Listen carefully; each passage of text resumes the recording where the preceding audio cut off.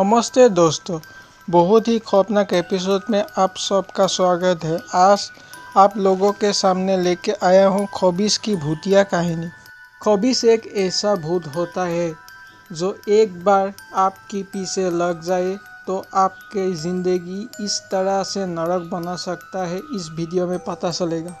आज से ठीक 5 साल पहले एक ऐसे लड़के के साथ जो बहुत ही नॉर्मल ज़िंदगी जी रहा था।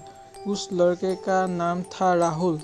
राहुल अपना परिवार के साथ ही रहा करता था। इन लोगों का पुराना घर था, वो ठीक नहीं था। इन लोगों ने डिसाइड कि हम इस पुराने घर को छोड़ के न्यू घर में शिफ्ट हो जाते हैं। सब कुछ अच्छा चल रहा था। शुरू के कुछ दिन बीत जाते हैं। राहुल रोज घर से कॉलेज से घर जाता रहता था, लेकिन जब भी टाइम मिलता है घूमने जाता है दोस्तों के साथ। ना जाने राहुल की ज़िंदगी में ऐसा दिन आया। एक दिन की बात है, इस घर में शिफ्ट हुए 10 से 20 दिन हुआ ही था। राहुल सो रहे अपने कमरे में, तभी रूम से बड़ी ही अजीब सा गंदा स्मेल आने शुरू हो जाते हैं। आंखें खोलता है, स्मेल कौन सी है समझ में नहीं आ रही थी। लाइट ऑफ थी। सन की जो रोशनी थी उससे हल्का हल्का समझ में आ रहा था, देख रहा था। ठंड की मौसम थी। स्मेल ना जाने कहाँ से आ रहा था। उठ के लाइट स्विच ऑन करता है, लाइट ऑन नहीं होता है। मोबाइल की लाइट ऑन करता है तो क्या पाते हैं, सामने जो अलमारी था उसके नीचे ढेर सारा कूड़ा गंदा सड़ा हुआ स्मेल आ रहा था। उसका रूम का दरवाज़ा बंद था। अपने अपने रूम में सभी लोग सो रहे थे। सोचे कि ये कैसे हो सकता है, सोने से पहले सब कुछ ठीक था तो ये कचरा यहाँ पर कैसे आया। उसका दिमाग में कन्फ्यूजन था और एक अजीब सा डर था। अब राहुल ने कचरा उठाया और कचरे को डस्टबिन में डाल देता है। स्मेल की दूर करने के लिए रूम की स्पेयर मारा, वापस सोने के लिए चले गए। अब दूसरा दिन हुआ। रात की 3 के बजे की करीब फिर से नींद खुली, एक गंदी स्मेल के साथ। आंखें खोली, लाइट जलाई, लाइट नहीं जली। मोबाइल की लाइट ऑन करी, इस बार वहीं पर देखा अलमारी के पास, लेकिन वहाँ पर कचरा नहीं था। वो ढूंढने लगा, टेबल के नीचे देखा, वहाँ पर सेम टू सेम वही कचरा रखा हुआ था। अब उसने बोला, एक कचरा आ कहाँ से रहा है इतना घर के अंदर। फिर सोचा कचरा उठाना ज़रूरी है। जाता है, कचरा उठाता है और डस्टबिन में डाल देता है। वो नहीं सोचता है लाइट क्यों नहीं जली। फिर से सोने के लिए चले गए। सुबह को अपनी मम्मी पापा से पूछा, रात को ऐसा ऐसा हो रहा है। मम्मी पापा बोलता है, कैसी बात कर रहा है, ये तो पॉसिबल नहीं है। डस्टबिन में हमें कचरा नहीं मिलता है तो कौन सी कचरे की बात करता है। रोज रात को उठता है गंदे स्मेल के साथ और कचरा बाहर फेंक रहा है। हम भी तो डस्टबिन बाहर फेंक रहा हूँ ना, ऐसा कोई कचरा तेरे डस्टबिन में नहीं मिल रहा है। तो राहुल भी बहुत हैरान होकर कहता है, 2 रात से हो रहा है। आज ध्यान से नोटिस करूँगा और आप लोगों को दिखाऊँगा। घर वाले कहते हैं ठीक है। रात होता है 3 बजे, फिर से वही गंदी स्मेल के साथ उसकी नींद खुलती है। अब गया अलमारी के तरफ, नहीं है। सब जगह ढूंढा, नहीं मिला, लेकिन स्मेल तो आ रहा था। उसने सोचा कि बेड के नीचे देखता हूँ तो क्या पाते हैं। इस बार बहुत ही कचरा है। वो जोर से चिल्लाई और भागते हुए गए अपने मम्मी पापा के पास। मम्मी पापा भी उठ गया उसके साथ। और मम्मी पापा आते हैं और देखता है स्मेल तो आ रहा है, लेकिन कुछ दिखाई क्यों नहीं दे रहे हैं। राहुल बोलता है, बेड के नीचे देखो। मम्मी पापा देखता है, कुछ भी नहीं था। राहुल को समझ में नहीं आ रहा था मेरे लाइफ में क्या हो रहा है। मम्मी पापा अपने रूम में चले जाते हैं। अब अगले रात को राहुल जोर जोर से चिल्लाने लगते कि ये कैसे हो सकता है, सोने से पहले सब कुछ ठीक था तो ये कचरा यहाँ पर कैसे आया? उसका दिमाग में कन्फ्यूजन था और एक अजीब सा डर था। अब राहुल ने कचरा उठाया और कचरे को डस्टबिन में डाल देता है।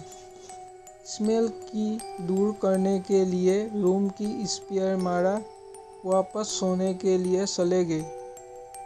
अब दूसरा दिन हुआ। रात की 3 के बजे की करीब फिर से नींद खुली। एक गंदी स्मेल के साथ आंखें खोली, लाइट जलाई, लाइट नहीं जली। मोबाइल की लाइट ऑन करी, इस बार वहीं पर देखा, अलमारी के पास।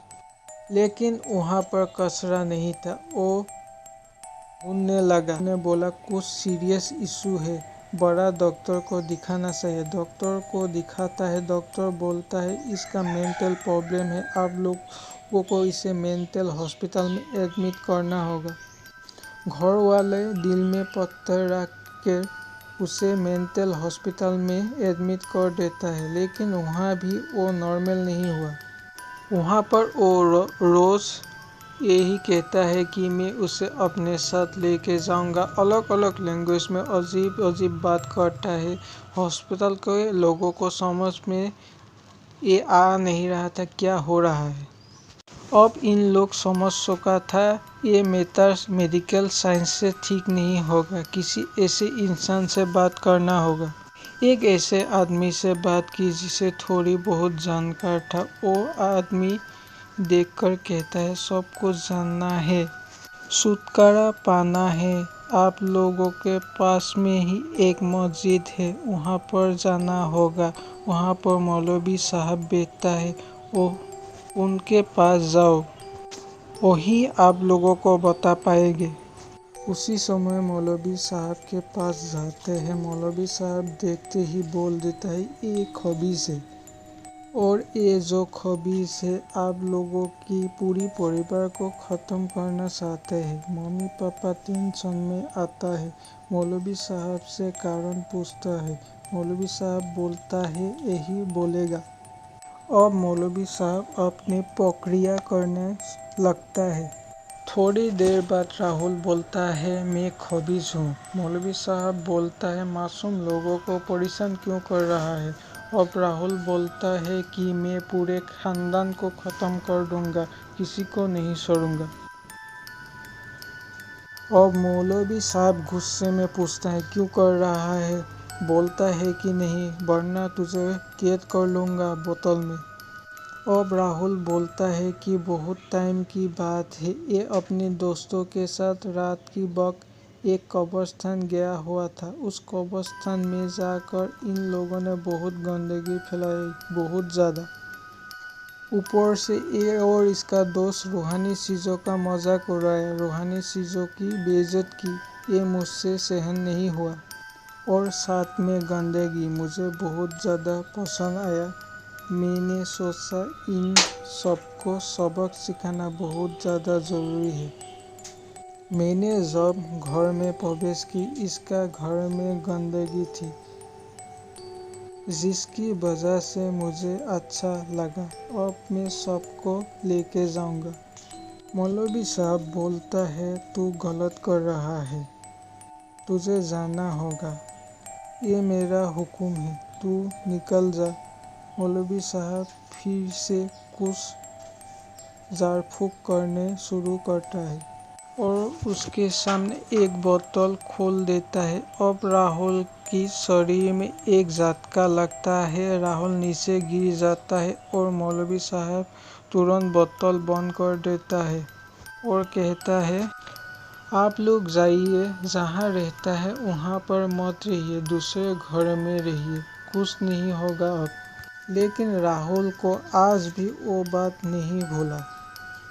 खबीस एक ऐसा रूहानी शक्ति होती है, जहाँ पर गंदगी है वहाँ पर आता ही है। खबीस से बचना है, अपने आसपास की जगह को साफ सुथरा रखिए। कैसे लगी ये स्टोरी मुझे कमेंट में ज़रूर बताइए, और नहीं है तो चैनल को सब्सक्राइब कर लीजिए। मैं मिलता हूँ आप लोगों के नेक्स्ट वीडियो में, तब तक के लिए बाय।